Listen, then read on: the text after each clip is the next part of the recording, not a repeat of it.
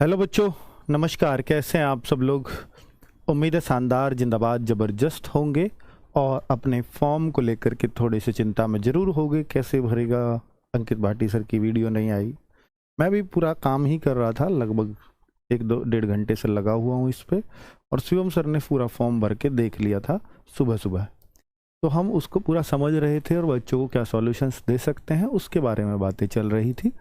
तो बच्चे digi locker वगैरह से बच्चे परेशान हैं कि सर अभी उससे कैसे अपलोड करें, ये करें। तो डिजी लॉकर का ऑप्शन अभी नहीं आया है, अभी आप डायरेक्टली अपलोड कर सकते हो सकता है ना आए लास्ट तक भी, क्योंकि साइट नहीं बनी है। तो ऐसा हो सकता है कि उसमें दिक्कतें आ रही हों डिजी लॉकर से अभी वेरीफाई करने में।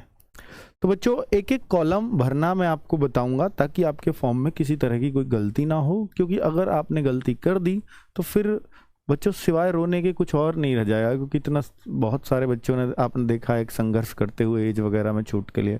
अगर आपने फॉर्म ही गलत कर लिया फिर कोई आपके साथ नहीं आएगा, आप अकेले हो और ये गलती आपकी है। ठीक है? तो फॉर्म को बहुत ध्यान से भरना है, बहुत अच्छे से भरना है। एक एक कॉलम इसीलिए बता रहा हूं ताकि आपकी कोई परेशानी और दिक्कत ना हो।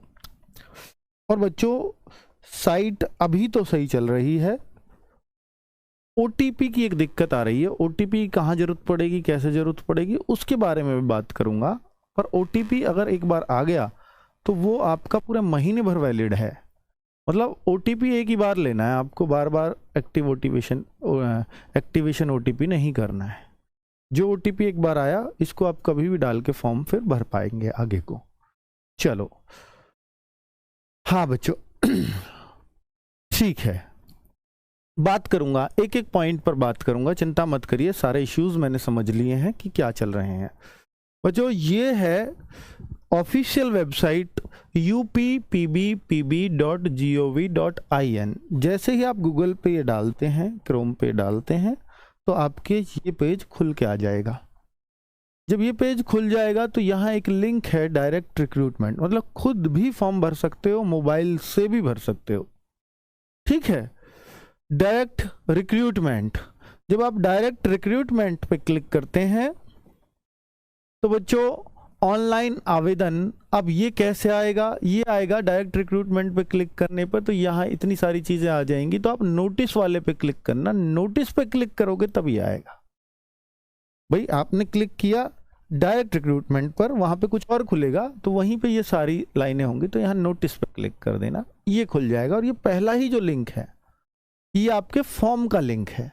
जैसे ही आप इस पे क्लिक करते हैं तो अप्लाई ऑनलाइन लिखा आएगा। अप्लाई ऑनलाइन, देखिए इतने सारे स्टेप्स होंगे। पहले अप्लाई ऑनलाइन, ग्रीन हो जाएगा जैसे ही आपने अप्लाई ऑनलाइन कर लिया। फिर ओटीपी एक्टिवेशन, पहले सारी डिटेल भरनी है, डिटेल बताऊंगा एक एक कॉलम। ओटीपी की जरूरत पड़ेगी, कैंडिडेट फिर लॉगिन करना पड़ेगा। लॉगिन करने के बाद जब फॉर्म भर जाएगा तो प्रिंट एप्लीकेशन, और अगर प्रिंट करने के बाद भी आप फॉरगेट कर गए अपना रजिस्ट्रेशन नंबर तो फिर इस पर क्लिक करके वो वापस लिया भी जा सकता है। चलिए, तो ये तो सारे स्टेप्स हैं जो इन्होंने सुविधाएं हमें दी हैं। अब आप बच्चों इंपॉर्टेंट डेट्स तो बता ही दिया था, 27 दिसंबर से फॉर्म शुरू हो जाएंगे, तो वो हो चुके हैं कल से। कर देर रात तक शुरू हो पाए थे फॉर्म, और ये चलेंगे 16 जनवरी तक फॉर्म चलेंगे। और 18 जनवरी जो है अमेंडमेंट की डेट है। ये आपको सामने सामने लिख रखा है ताकि कोई लेट ना करे फॉर्म को। ठीक है? और लास्ट तक खींचना मत बच्चों, क्योंकि अभी जब साइट बढ़िया चल रही है तो प्लीज आपको फॉर्म तभी भर लेना चाहिए, वरना फिर कोई गारंटी नहीं है कि साइट चलेगी या नहीं। क्योंकि 30-32 लाख फॉर्म जाएंगे कम से कम, और ये बहुत बड़ा नंबर है। ठीक है? किसी भी साइट के लिए मात्र 15-16 दिन के अंदर, है ना? अब बात करते हैं भाई, मैंने हाउ टू अप्लाई यहाँ पे क्लिक करा तो मैंने देखा भाई कुछ स्पेशल चीज हो। तो प्राइमरी रजिस्ट्रेशन है, लॉगिन है, ओटीपी एक्टिवेशन है, पेमेंट होगी, फोटो सिग्नेचर अपलोड होंगे और फाइनली फॉर्म भर जाएगा। तो भाई ये पूरा इसने प्रोसीजर समझाया है। खैर, हमें यहाँ से जाके इंपॉर्टेंट डेट्स वेट्स सब दिख गई, तो हमें सीधा अप्लाई ऑनलाइन पे क्लिक करना है। और अप्लाई ऑनलाइन पे क्लिक करते ही आपको जो है ये खुल जाएगा ऐसा विवरण। अप्लाई ऑनलाइन पे क्लिक कर, एक डायरेक्ट लिंक भी है, आप उस पर क्लिक करते हैं तो डायरेक्ट भी ये खुल सकता है। जब आपका डायरेक्ट खुल रहा है, बहुत सारे बच्चों का तो डायरेक्ट ये खुल रहा होगा, तो यहाँ से भरना शुरू कर दो। अब तक तो मैंने समझाया है प्रोसीजर। काम की बात यहाँ से है, पहला कॉलम आवेदक का पहला नाम यहाँ भर दें, अंतिम नाम यहाँ भर दें। बहुत सच्चे बच्चे जो है ये कह रहे होंगे कि सर मेरा तो अंतिम नाम है ही नहीं, तो ये स्टार नहीं लगा है इसका, तो इसका मतलब अगर है तो भर दो, नहीं तो कोई बात ही नहीं है। अब कोई ऐसे होता है शिवम कुमार गुप्ता, तो शिवम कुमार इसमें भर दे, गुप्ता इसमें भर दे। समझ में आ रही है बात? ठीक है। तो भाई ये आवेदक का पूरा नाम अगर वहां रह भी जाए, मान लीजिए शिवम ही होता है केवल, तो ये खाली छूटता, यहाँ केवल शिवम भरा जाता। लेकिन पूरा नाम यहाँ पे शिवम कुमार गुप्ता भी हो तो इकट्ठा यहाँ भर दीजिए। ठीक है, क्लियर। जन्म तिथि यहाँ भर देंगे, इसी तरीके से फॉर्मेट में भरी जानी है, अपने आप ही भरनी है, कोई सेलेक्ट नहीं करनी, डैश डैश लगा के भर देना है, क्योंकि इसने समझाया है पहले डेट फिर मंथ, और डेट भी ऐसे भरनी है क्योंकि 2 दिन लिखनी है, डी 2। अगर आपको 8 मई है आपका, तो आप कैसे भरेंगे? 8 मई को 08 लगा के, मई को 05 लगा के, और बीच में ये वाला डैश चलेगा। ठीक है। पिता का नाम राकेश गुप्ता, माता का नाम मंजू गुप्ता, इन्होंने ऐसे भर दिया है। ठीक है, आप भी ऐसा भर सकते हैं। लिंग मेल फीमेल अपने हिसाब से भर दीजिएगा। भाई यही मत लिख देना अपने फॉर्म में भी, कभी यही लिख दो। ठीक है, है? अच्छा, डेट ऑफ बर्थ सेलेक्ट करने के लिए आ रहा है, ठीक है, अच्छी बात है। इस पर क्लिक करने पर डेट ऑफ बर्थ आप कैलेंडर से सेलेक्ट कर पाओगे। आगे बच्चों, मोबाइल नंबर की पुष्टि करें, यानी 2 बार भरना है, क्योंकि ये आपका रजिस्ट्रेशन सारा काम इसी से होगा, तो 2 बार भरना पड़ेगा ताकि वो पुष्टि भी हो जाए, कंफर्म भी हो जाए। ठीक है, एक में गलती हो सकती है, 2 में नहीं, और ये गलत भर दिया है एक से दूसरे में, तो फॉर्म ही आगे नहीं बढ़ेगा। ठीक है, तो इसलिए सेम होने चाहिए। और भाई ऐसा इस मोबाइल नंबर को जब तक भर्ती ना हो ना, बदलना मत। बहुत सारे बच्चे करते हैं गड़बड़ और फिर दिक्कत हो जाती है। आधार नंबर यहाँ भर दें, ईमेल आईडी यहाँ भर दें। ईमेल आईडी नहीं है तो बना लो भाई, बनानी तो पड़ेगी क्योंकि जरूरी है। ईमेल आईडी की पुष्टि करें, यानी ये 2 चीजें बहुत इंपॉर्टेंट हैं। तो ईमेल आईडी यहाँ भर दें, और ईमेल आईडी बनवा लो भाई किसी से, बहुत आसान काम है, बना लेना नहीं, पर वो याद रखना। ठीक है, जरूरत पड़ती है इन सब चीजों की, आजकल डिजिटल इंडिया है भाई। राष्ट्रीय, अब आधार नंबर मैंडेटरी नहीं है पर भर दीजिएगा। राष्ट्रीयता इंडियन। क्या आप उत्तर प्रदेश के मूल निवासी हैं? अगर हैं तो यस करें। अदर स्टेट वाले इसमें नो करेंगे। अदर स्टेट वाले बच्चे यहां नो करेंगे, इस कॉलम में नो। ठीक है। और क्या आप SC ST इनमें छूट का लाभ, यानी अगर आप इनमें से कोई सी भी कैटेगरी में आ रहे हो, SC ST OBC EWS, कोई भी किसी भी तरह का लाभ ले रहे हो, तो यहां यस भरिए, वरना नो भरिए। अदर स्टेट वाले बच्चे इसमें यस भरेंगे, इसमें नो ही भरेंगे। अदर स्टेट वाले तो सभी लोग नो भरेंगे, और बाकी जो यूपी में अगर जनरल वाले हैं, यूपी के जनरल वाले भी इसमें नो ही भरेंगे। EWS वाले यस भरेंगे, बाकी सारी कैटेगरी वाले यस भरेंगे। क्लियर है बच्चों? ठीक है। अब फिर नीचे कैटेगरी सेलेक्ट करने के लिए आ जाएगा।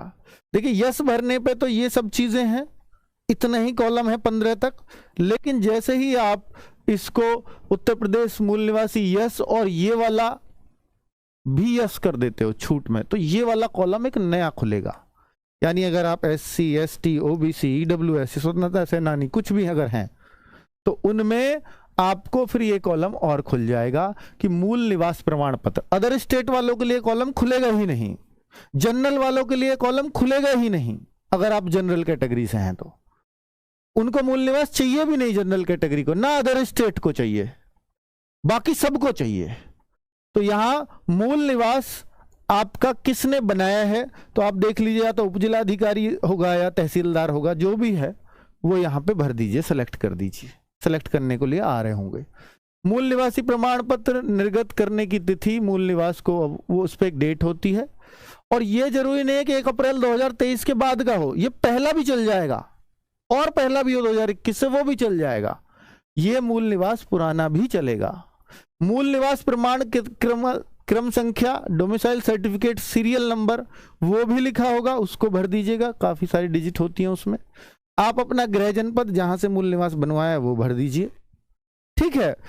अदर स्टेट को और जनरल को ये कॉलम खुलेगा ही नहीं, क्योंकि आपने छूट में चाहते हो यस किया, इस वजह से कॉलम खुला है, ठीक है, वरना 14 का बी कॉलम नहीं आएगा। 15वां कैटेगरी जनरल अगर आपने भर दी तो क्या आप स्वतंत्रता सेनानी पर आश्रित हैं, तो भैया जनरल हो तो नो करना है भैया यहाँ पे सब, कि अगर हैं तो भर दीजिए, नहीं है तो नो भर दीजिए। तो इस तरह, क्या आप उत्तर प्रदेश राज्य सरकार के कर्मचारी हैं, नो है तो नो करिए। क्या आपने होमगार्ड में न्यूनतम 3 वर्ष सेवा दी है, नो है तो नो करिए। क्या आप भूतपूर्व सैनिक है, यस हो तो यस कर दो, नहीं तो नो कर दो। बहुत ही आसानी से ये फॉर्म आपका भर जाएगा। हाँ, एक आपका श्रेणी में और आएगा 15वें वाले कॉलम में, जनरल भर दिया तो सिर्फ ये भरना है, लेकिन अगर आपने जनरल की बजाय कोई और कैटेगरी सेलेक्ट कर दी, ईडब्ल्यूएस, ओबीसी, एससी, एसटी, तो ये कॉलम खुलेगा। ये तो नो ही भरने हैं तब भी, लेकिन ये कॉलम खुलेगा तब जब आपने जैसे ऊपर, तब वो खुला था जब आपने ऊपर यस भरा था ये वाला, ये नो भरोगे ये नहीं खुलेगा। ये आपने जनरल भर दी, अदर स्टेट वालों को सबको जनरल ही भरनी है, अदर स्टेट वाला कोई एससी, एसटी, ओबीसी कुछ नहीं भरेगा, वो जनरल ही भरे, ये ध्यान रखना बच्चों, ठीक है। क्योंकि उसने पहले ही पूछ लिया क्या आप उत्तर प्रदेश के मूल निवासी, आप नो कर दो, आपका शायद ये तब भी नहीं खुलेगा, है ना। चलो, बाकी आप यूपी के हैं, ईडब्ल्यूएस, ओबीसी, एससी, एसटी कुछ भी हो तो भाई ये आपको यहां पर ये सारी डिटेल डालनी होंगी। श्रेणी प्रमाण पत्र निर्गत करने वाला उत्तर प्रदेश का राज्य प्राधिकारी, फिर वही तहसीलदार, मेरे ख्याल से ईडब्ल्यूएस में तो तहसीलदार होता होगा, ओबीसी में उप जिला अधिकारी होता है, बाकी अपना देख लीजिएगा एससी पे कौन सा होता है, एसटी पे कौन सा होता है, तो वहां यहां से सेलेक्ट कर लेना। एसडीएम, डीएम जो भी है, डीएम तो शायद नहीं है किसी में, एसडीएम उप जिला अधिकारी को बोलते हैं, ठीक है। तो श्रेणी प्रमाण पत्र निर्गत करने की तारीख, यानी ये किस दिन आपका जारी हुआ है, 25/12/2023 या जो भी एक डेट, ये तो वैसे ही लिखवा दिया मैंने। श्रेणी प्रमाण पत्र क्रम संख्या, तो यहाँ कैटेगरी सीरियल नंबर, ये कहां से मिलेगा सर, और श्रेणी आवेदन संख्या ये कहां से मिलेगा, ये बच्चों सब कुछ लिखा हुआ होता है, मैंने इसलिए एक आपको जाति प्रमाण पत्र दिखाने के लिए मंगा लिया। ये रहा ये नंबर, प्रमाण पत्र क्रमांक संख्या, आवेदन क्रमांक संख्या, ये दोनों ही डलनी है। प्रमाण पत्र क्रम संख्या और आवेदन संख्या ये दोनों होती हैं ओबीसी वाले पे, एससी एससी वाले पे भी, एसटी वाले पे भी, सब पे ये होती हैं, लेकिन ईडब्ल्यूएस पे नहीं होती। ईडब्ल्यूएस पे आवेदन संख्या नहीं होती, आवेदन क्रमांक शायद नहीं है, तो वो क्या भरें, तो भाई वो इसको खाली छोड़ दें, ईडब्ल्यूएस इसको खाली छोड़ दे। बाकी ओबीसी का मैंने आपको बता दिया कैसे देखना है, यहां क्या भरना है वो बता दिया। ये डेट कहां मिलेगी, ये डेट भी आप ओबीसी के पर देख लीजिए, 23/6/2023 इस तरह से लिखी हुई होगी, जारी दिनांक, है ना। और ये जो आपका एसडीएम द्वारा है, तो देखो कार्य उप जिलाधिकारी द्वारा प्रदत्त सामान्य निवास प्रमाण पत्र, तो ये निवास का है, चलो ये तो निवास का है। जाति का और दिखा देता हूं, ये तो निवास का हो गया बच्चों, जाति का और देख लीजिए। जाति का कुछ इस तरह से होता है, और स्टेट की जाति चलेगी, सेंट्रल की किसी की भी हो नहीं चलेगी, सेंट्रल की जाति नहीं चलेगी कि नहीं, स्टेट का ही कास्ट सर्टिफिकेट चाहिए, स्टेट का ही कास्ट सर्टिफिकेट चाहिए होगा। ये बाद में चीजें परेशान करती हैं, प्लीज इनको सही करिएगा। और भाई ये स्टेट का बना हुआ है, ओबीसी का आपके सामने हाजिर है, ठीक है। अब यहां पर खैर ये तो पुराना है, ये डेट तो नहीं चलेगी, ये 1 अप्रैल 2023 के बाद से और 16 जनवरी 2024 के बीच का, इस बीच की ये डेट होनी चाहिए यहां, इससे ही वो पहचानेंगे, वरना रिजेक्ट कर देंगे, ठीक है। क्लियर है बच्चों, एक एक पॉइंट बता रहा हूं ताकि आपको किसी को कोई दिक्कत ना हो। ईडब्ल्यूएस में चूंकि ये मैंडेटरी नहीं है, स्टार वाले मैंडेटरी, ये भरना जरूरी नहीं है, तो मत भरना ईडब्ल्यूएस में अगर ना हो तो, ओबीसी एससी एसटी में सब में मिल जाएगी बच्चों। ये रहा देखो, ओबीसी का सर्टिफिकेट में ये आवेदन क्रमांक संख्या, प्रमाण पत्र क्रमांक संख्या ये होती है। चलो अब मैं आगे आता हूं, अब आगे आता हूं अगला कॉलम, वहां से आगे ही है जस्ट ये हमने यहां तक भर दिया। तो देखिए 16, 17, 18, 19 से आगे मैं 20वें कॉलम पे आ रहा हूं ताकि किसी बच्चे को कोई दिक्कत ना हो। 20वां ये रहा, शैक्षणिक योग्यता। हाई स्कूल ये लिखा हुआ है यहाँ, तो यूपी बोर्ड भर दीजिए, हाथ से ही लिखना है। कहीं अदर स्टेट से हो तो वहां के बोर्ड का नाम लिख दीजिए, सीबीएसई से हो तो सीबीएसई बोर्ड लिख दीजिए। और उत्तीर्ण करने का महीना तथा वर्ष यहां लिख दीजिएगा, जिस मंथ में आपका रिजल्ट मार्कशीट आई है उस मंथ को यहां लिख दीजिएगा। ठीक है, परिणाम स्थिति पास ही हो आप। अनुक्रमांक रोल नंबर ये रहा, और भाई रोल नंबर होता है हर किसी पे 10th में, और प्रमाण पत्र या अंक पत्र क्रमांक, तो यानी आपका या तो मार्कशीट का या सनद का कोई से का भी यहां नंबर डाल देंगे, चल जाएगा, कोई से का भी। ठीक है, इंटरमीडिएट अगर आप देखें तो यूपी बोर्ड सेम चीज, महीना जिसमें आपका रिजल्ट आया है, पास, और ये अनुक्रमांक नंबर और प्रमाण पत्र, ये सब क्लियर, कोई डाउट यहां तक? हाँ, इस बार भी अगर भैया इस बार की तो देखिए ये सब चीज तो जब मिलेंगी, इस बार तो अभी पेपर ही कहाँ हुए हैं यार, अभी कैसे चल जाओगे आप? तो क्या आपने ये देखिए ओ लेवल का सर्टिफिकेट आपके पास है तो यस करिए, नहीं तो नो करिए। क्या आपने 2 साल की न्यूनतम अवधि के लिए प्रादेशिक सेना में काम किया है, प्रदेश की सेना में काम किया है, नहीं करिए, नो है तो। क्या आपने एनसीसी है तो यस करिए, वरना नो करिए। सर इनका कुछ फायदा होगा? इनका कोई फायदा नहीं है, बस एक फायदा है कि अगर 60,244 वैकेंसी हैं, 60,243 की कट ऑफ गई, मान लीजिए इतने पे, क्योंकि आजकल नॉर्मलाइजेशन होता है, कट ऑफ गई भाई, ऐसे मान रहा हूं मैं, कभी सोचो यही जाएगी कट ऑफ 3526 ऐसे करके, और 2 बच्चों के 60,243 सेलेक्ट हो गए, एक बच्चा लेना है। अब 2 बच्चों के बिल्कुल सेम नंबर पड़ रहे हैं, सेम। अब इनमें से किसको ले?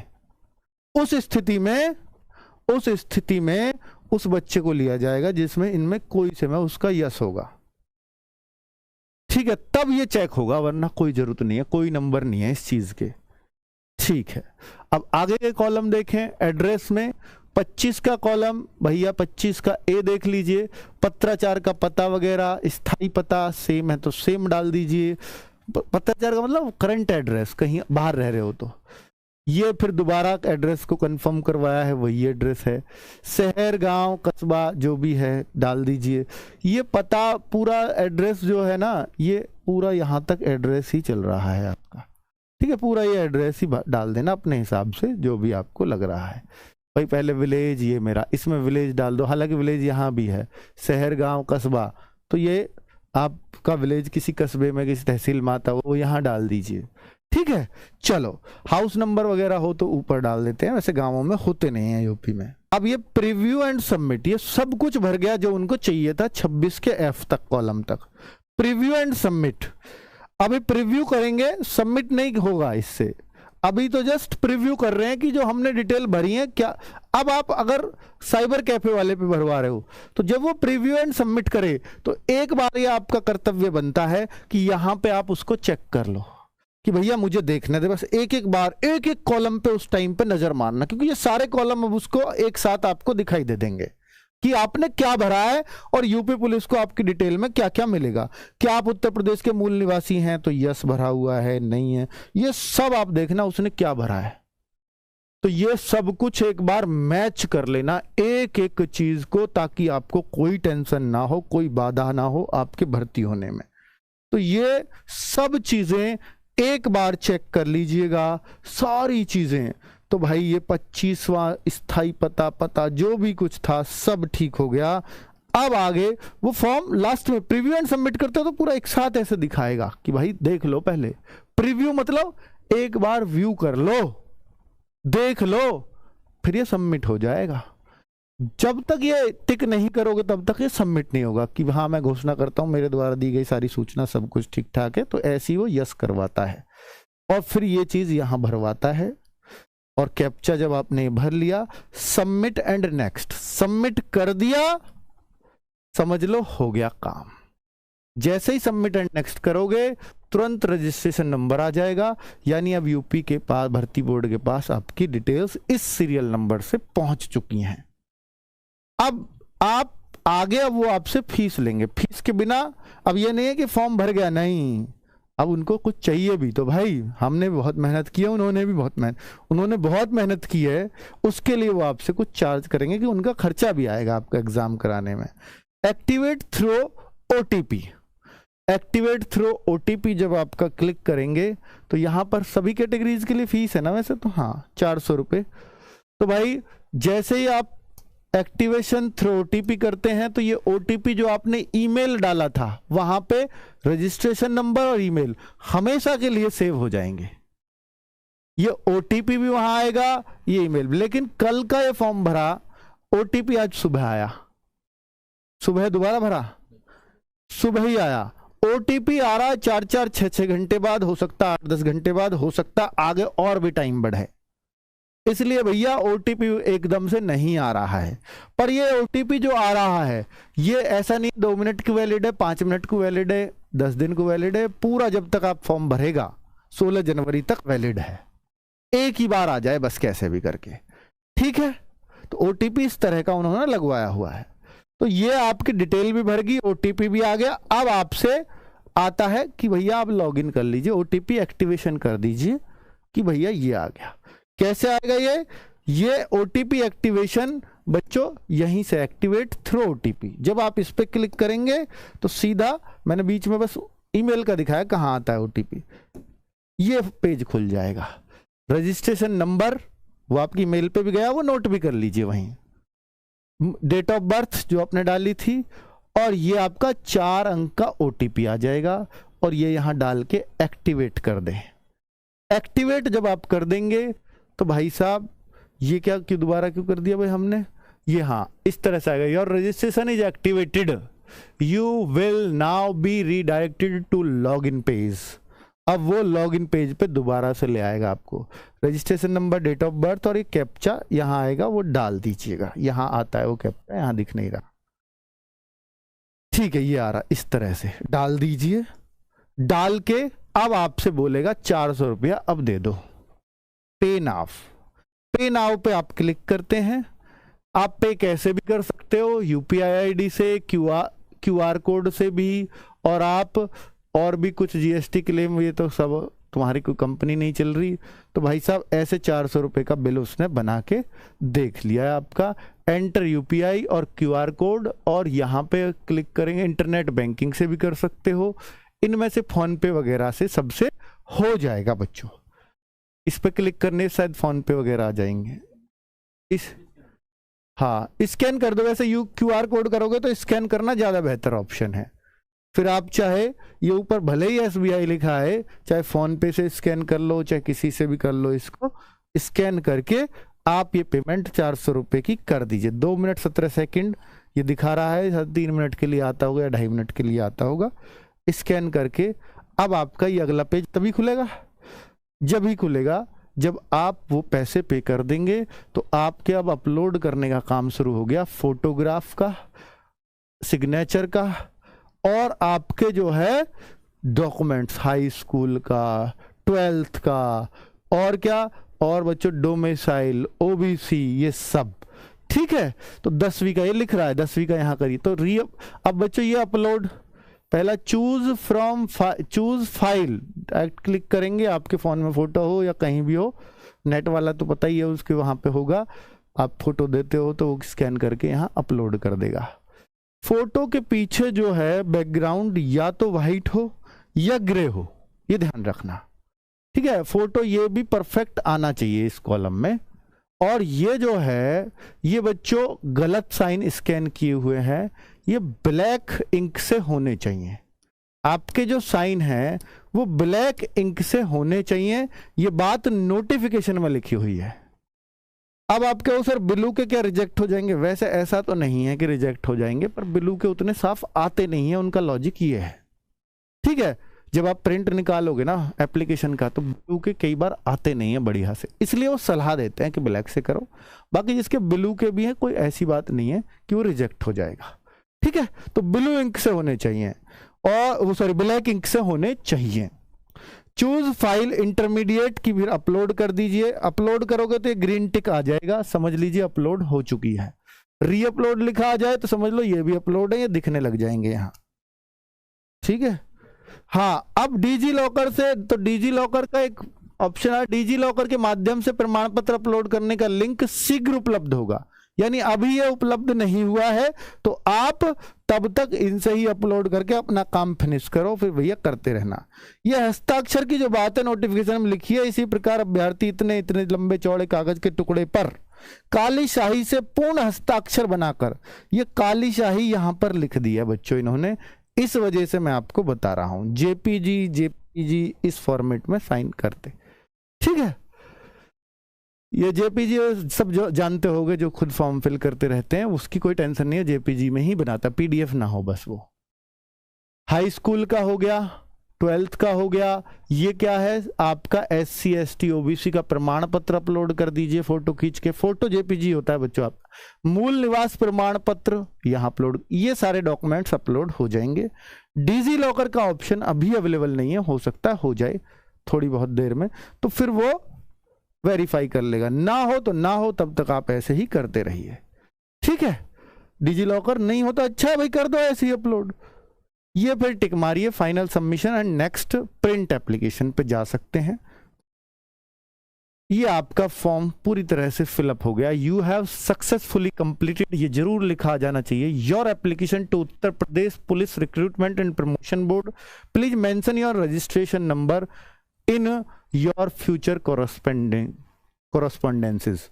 ठीक है, please check the site for any update.